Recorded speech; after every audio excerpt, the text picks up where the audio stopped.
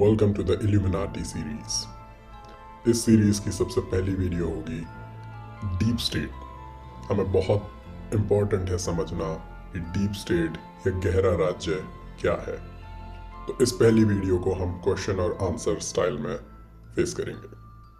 तो सबसे पहला क्वेश्चन उठता है कि what is deep state? Deep state है क्या? तो आंसर है कि deep state is a group of super wealthy elites who run the world behind the scenes. यानी कि डीप स्टेट एक बहुत बहुत बहुत ज़्यादा अमीर लोगों का ग्रुप है जो कि कभी सामने नहीं आते और वो हमेशा पर्दे के पीछे से इस पूरे दुनिया को कंट्रोल करते हैं। अगर आपको लगता है कि प्रेसिडेंट्स या प्राइम मिनिस्टर ये दुनिया को चलाते हैं तो आप गलत हैं। इनसे भी ज़्यादा इम्पोर्टेंट एंड पावरफुल लोग हैं जो इनको कंट्रोल करते हैं और इनको कंट्रोल करने के थ्रू देशों को कंट्रोल करते हैं। अब क्योंकि ये हमेशा पर्दे के पीछे रहते हैं, यानी कि ये कभी पब्लिक मीडिया में या बहुत ही कम पब्लिक अपीयरेंस होती है और ये हमेशा अपनी आइडेंटिटी सीक्रेट रखते हैं, तो हम इन्हें इसलिए डीप स्टेट कहते हैं। इनके और भी नाम हैं। अगर आपको कहीं पर भी ये सारे नाम सुनने के लिए मिले तो ये सारे डीप स्टेट को रिप्रेजेंट करते हैं। पहला नाम डीप स्टेट, ऑफ कोर्स। दूसरा ग्लोबलिस्ट। तीसरा कबाल। चौथा एलीट्स या पांचवा न्यू वर्ल्ड ऑर्डर। अब ये किस तरीके के इश्यूज जारी करते हैं? ये ऑर्डर दे सकते हैं जैसे कि अपने बॉर्डर्स खोल दो इमिग्रेंट्स के लिए, ये सर्टेन पॉलिसी अपनी कंट्री में लागू करो, इस पर्टिकुलर कंट्री को एड देना शुरू करो, और इस तरीके के और भी जितने चेंजेस होते हैं जो बहुत बड़े लेवल पे, ग्लोबल लेवल पे, देश के लेवल पे, कंट्री लेवल पे होते हैं, वो सारे चेंजेस, वो सारे ऑर्डर्स ये एलीट ग्रुप, ये डीप स्टेट देते हैं। दुनिया के अलग अलग देशों के प्रेसिडेंट्स और प्राइम मिनिस्टर को इन डीप स्टेट की बात माननी पड़ती है और इनके ऑर्डर्स को फॉलो करना पड़ता है। और जो लोग इनके अगेंस्ट जाते हैं, इनके ऑर्डर्स को नहीं मानते, उनको डीप स्टेट द्वारा हटा दिया जाता है।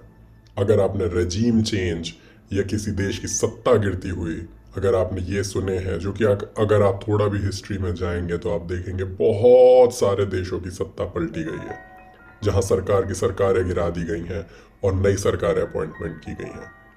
वो सारे खेल majority of times deep state द्वारा है। दूसरा क्वेश्चन उठता है कि डीप स्टेट में कितने लोग हैं? एग्जैक्ट नंबर नहीं पता कि कितने हैं। एक भी हो सकते हैं, दो भी हो सकते हैं, 5 भी हो सकते हैं, 10,000 भी हो सकते हैं। लेकिन एक चीज श्योर है, डीप स्टेट का स्ट्रक्चर एक फ्लैट स्ट्रक्चर नहीं है, ये एक पिरामिडिकल स्ट्रक्चर है। पिरामिडिकल स्ट्रक्चर से मतलब है कि इसमें टॉप पर 10 से 20 लोग होते हैं जो कि सबसे ज़्यादा पावरफुल होते हैं। उनके नीचे लगभग कुछ 100 लोग होते हैं और उनके भी नीचे कुछ और 100 या 1000 लोग होते हैं।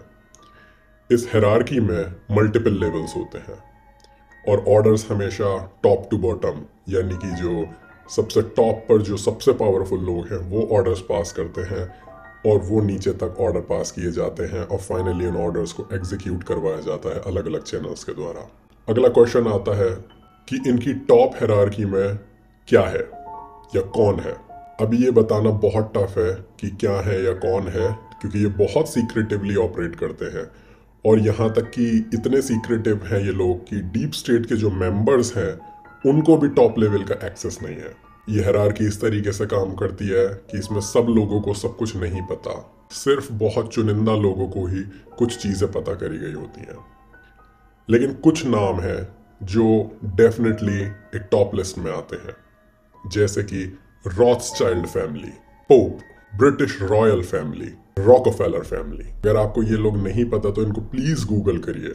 ये लोग वो हैं जो दुनिया के धर्मों को, जो दुनिया के पैसे को, फाइनेंशियल इंस्टीट्यूट्स को यानी बैंक्स को, जो देश की आर्मी या मर्सनरीज के फॉर्म में यानी कि कातिलों के फॉर्म में, इन सबको कंट्रोल करते हैं।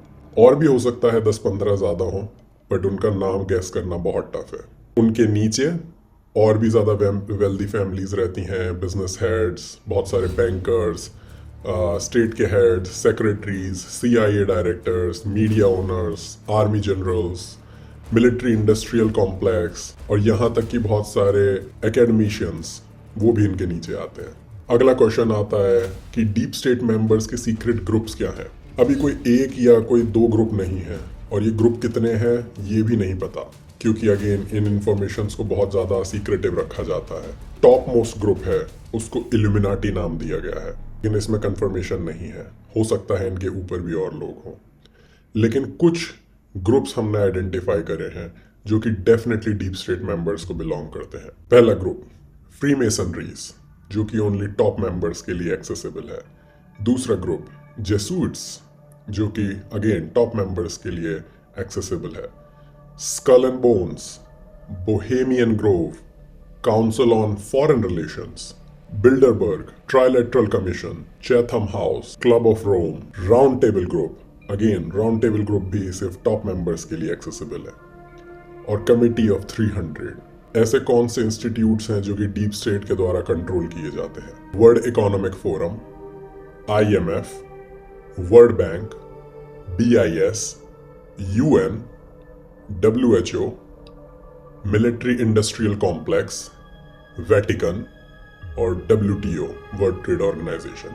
सारे फाउंडेशंस, सारा मीडिया, सारा social media, Olympic federations, world council of churches, दुनिया की ऑलमोस्ट सारी यूनिवर्सिटीज और प्रोफेसर्स, अगेन इनमें टॉप नॉच लोग, बहुत सारे जर्नलिस्ट और editors, film industries, pharma industries, oil industries या oil companies, tech companies, banks, radical Islam और कम्युनिज्म। अगेन इसके अलावा भी और बहुत लंबी लिस्ट है, but these are just some of it, जिससे आपको आइडिया लग सकता है कि ये चीज़ कितनी बड़ी है। एक बहुत इंपॉर्टेंट क्वेश्चन आता है कि डीप स्टेट के मेंबर्स की रिलीजन या नेशनैलिटी क्या है। इस क्वेश्चन का आंसर जानने के लिए आपको कन्वेंशनल थिंकिंग से आगे जाके सोचना होगा। हम लोगों को या दुनिया को एक religion, race, creed, caste, nationality, इन सब के लेंस के थ्रू देखते हैं, क्योंकि हमें ये सब समझाया गया है कि आपको एक आदमी को कंप्लीटली जानने के लिए ये सारी चीज़ें उसके बारे में जाननी होंगी। इसका आंसर है कि डीप स्टेट किसी भी मेन स्ट्रीम रिलीजन को नहीं फॉलो करता। उनकी कोई भी एक नेशनैलिटी नहीं है। वो नाम से या फिर दिखाने के लिए ज्यूज भी हो सकते हैं, क्रिश्चियंस भी हो सकते हैं, उनकी नेशनैलिटी अमेरिकन हो सकती है, ब्रिटिश हो सकती है, इटैलिक्स हो सकती है, इजरायली हो सकती है, लेकिन ये सारे रिलीजन्स और नेशनैलिटी हम जैसे आम लोगों के लिए है। उनकी नेशनैलिटी एंटायर वर्ल्ड है।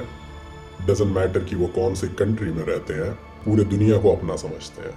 इसलिए अगर उन्हें कल को अमेरिका को या यूरोप को या फिर किसी भी एक देश को डिस्ट्रॉय करना होगा तो उन्हें फ़र्क नहीं पड़ता, क्योंकि आप जिस देश के नागरिक होते हो आप चाहोगे कि वो देश रहे और बाकी देश तबाह हो जाए। लेकिन अगर आप किसी पर्टिकुलर देश के नागरिक ही नहीं हो तो आपको बाकी किसी देश को ख़त्म करने में कोई आपत्ति नहीं होगी। इसी तरीके से उनके नाम जूइश हो सकते हैं, क्रिश्चियन हो सकते हैं, लेकिन वो किसी भी रिलीजन से कनेक्ट नहीं करते और इसीलिए उन्हें फ़र्क नहीं पड़ता कि अगर जूइश, क्रिश्चियंस या और लोग भी मर जाते हैं। लेकिन एक चीज़ सच है कि टॉप मेंबर्स इस कमेटी के एक पर्टिकुलर चीज़ को फॉलो करते हैं, जो कि है सैटनिज्म। सैटनिज्म होती है शैतान की पूजा। अब अगर आपने कभी इन चीज़ों को पहले नहीं जाना है, हिस्ट्री को नहीं पढ़ा है, तो आपको ये बहुत मूवी की तरह लगेंगी, लेकिन ये सच है। इसमें डिटेल वीडियो आएंगी आगे, जिसमें आपको पूरा इन डेप्थ विद प्रूफ मैं एक्सप्लेन करूंगा कि सैटनिज्म कहाँ से आया, बाल कौन था, गॉड ऑफ आइसिस कौन है, खजारियंस कौन है, ये कहाँ से शुरू हुए, मेसोपोटामियन सिविलाइजेशन और बेबीलोनियन सिविलाइजेशन, ये सारी चीजें एक्सप्लेन करूंगा मैं। इनका अल्टीमेट गोल क्या है? हजारों सालों से ह्यूमंस की एक बहुत स्ट्रॉन्ग डिजायर रही है हमेशा से कि इस धरती पर राज करना। यही इनका भी गोल है, रूल द एंटायर वर्ल्ड, सबको कंट्रोल करना और इस पूरी दुनिया को डोमिनेट करना। और ये करने के लिए इनका प्लान है न्यू वर्ल्ड ऑर्डर। अब ये NWO या न्यू वर्ल्ड ऑर्डर है क्या? तो न्यू वर्ल्ड ऑर्डर एक डीप स्टेट का अल्टीमेट गोल है। इस न्यू वर्ल्ड ऑर्डर का मतलब है एंटायर वर्ल्ड सिर्फ एक कंट्री होगा, उस एक कंट्री में सिर्फ एक प्रेसिडेंट या प्राइम मिनिस्टर चुना जाएगा। उस पूरे वर्ल्ड में आपको कोई भी इजाजत नहीं होगी अपना कल्चर फॉलो करने की, सिर्फ एक कल्चर रखा जाएगा। उस पूरे वर्ल्ड में सिर्फ और सिर्फ एक ही रिलीजन होगा, जो कि होगा सैटनिज्म या शैतान की पूजा। और उन सब में एक ही भगवान होगा। आपको और किसी भगवान को, किसी और आस्था को मानने का कोई हक नहीं है। जो भगवान है Lucifer, who is the devil God. वो इससे क्या अचीव करना चाहते हैं? अभी का जो वर्ड ऑर्डर है, करंट वर्ड ऑर्डर, वो एक सिविलाइजेशन वर्ड ऑर्डर है। हमेशा से सिविलाइजेशन बेस्ड वर्ड ऑर्डर रहे हैं, जहाँ पे बहुत सारी डिफरेंट कंट्रीज होती हैं और वो डिफरेंट कल्चर्स और डिफरेंट सिविलाइजेशन के हिसाब से काम कर सकती हैं। यानी कि अलग अलग लोगों को, अलग अलग कंट्रीज को, अलग अलग छोटे छोटे ग्रुप्स को, नेशनैलिटीज को, रिलीजन्स को फ्रीडम है अपनी चीजें अपने तरीके से करने की। नए वर्ड ऑर्डर को अचीव करने के लिए उन्हें पुराने वर्ड ऑर्डर को खत्म करना होगा। उसको खत्म करने के लिए उनको पुरानी सिविलाइजेशंस, कल्चर्स, ये सब हटानी होंगी, क्योंकि ये इनके बिगेस्ट रोड ब्लॉक है फॉर न्यू वर्ड ऑर्डर।